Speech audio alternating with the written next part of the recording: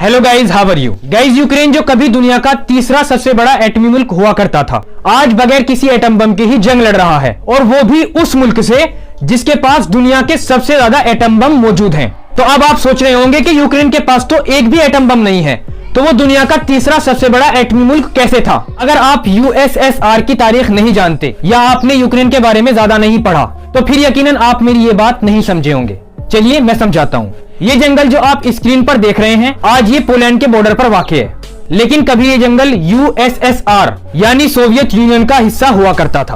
अब आप ये सोच रहे होंगे कि यूक्रेन के एटम बमों की बात करते करते मैं आपको इस जंगल के बारे में क्यों बताने लगा। तो इस सवाल का जवाब भी आपको अभी मिल जाएगा, लेकिन पहले आप ये जंगल देखें। देखने में तो ये पुरसुकून और काफी खूबसूरत लगता है, लेकिन कभी इस जंगल ने पूरी दुनिया में एक ऐसा तूफान बर्पा कर दिया था कि जिसका खामियाजा रूस आज तक भुगत रहा है। मामला कुछ यूं है कि ये आज से 70 या 72 साल पहले की बात है, यानी ये उस दौर की बात है कि जब अमेरिका और सोवियत यूनियन के दरमियान कोल्ड वॉर जारी थी। उन्हीं दिनों इस जंगल में ये शानदार महल तामीर किया गया। ये महल यूएसएसआर के हुक्मरानों के लिए बनाया गया था, और उन्होंने इसी महल में बैठकर खुद अपनी ही पीठ में ऐसा छुरा घोंपा कि जिसके बाद अमेरिका ने सुकून का सांस लिया, और यूएसएसआर के हुक्मरानों ने अपनी बेवकूफी से अमेरिका को वो खुशी दी कि जो उसके बैंकों में पड़े अरबों डॉलर, स्पेस प्रोग्राम्स और हजारों अमेरिकी एटम बम और सोवियत यूनियन में मौजूद उसके खुद अपने जासूस न दे सके थे। यानी 8 दिसंबर 1991 का दिन था।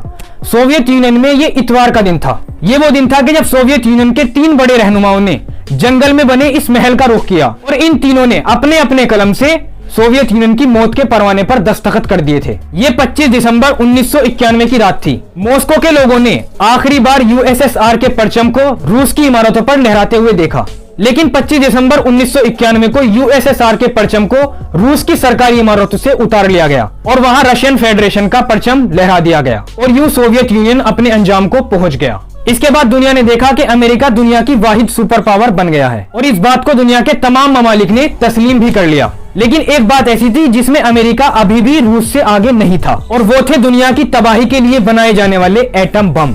1991 से पहले सोवियत यूनियन ने अपने हजारों एटम बमों को यूक्रेन में भी छुपा रखा था, जो यूएसएसआर के खात्मे के बाद यूक्रेन के पास चले गए थे। इन एटमी हथियारों की तादाद 3000 थी।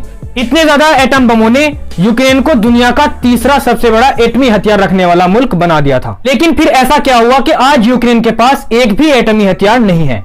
तो चलिए अब आपको इसी सवाल का जवाब देंगे। ये 5 दिसंबर 1994 का दिन था। हंगरी में मौजूद दरियाए डैन्यूब के दोनों किनारों पर आबाद इस शहर यानी बुडापेस्ट में एक एग्रीमेंट होने जा रहा था, जिसके बाद यूक्रेन अपने 3000 एटम बमों से हाथ धोने वाला था। यूक्रेन में मौजूद बहुत से लोगों ने इस एग्रीमेंट को रोकने की बहुत कोशिश की और अपनी हुकूमत को समझाया कि देश की हिफाजत के लिए एटमी हथियार का होना बहुत जरूरी है। लेकिन यूक्रेन की हुकूमत ने एक शर्त पर यूक्रेन को तमाम एटमी हथियारों से पाक करने की हामी भर ली, और वो शर्त ये थी कि यूक्रेन की आजादी और उसकी खुद मुख्तारी का एहतराम किया जाएगा, और इसकी सरहदों की हिफाजत को भी यकीनी बनाया जाएगा। अमेरिका और ब्रिटेन ने यूक्रेन की इस शर्त को मान लिया और यूक्रेन की हिफाजत को यकीनी बनाने का एग्रीमेंट कर लिया। इसे बुडापेस्ट मेमोरेंडम कहा जाता है।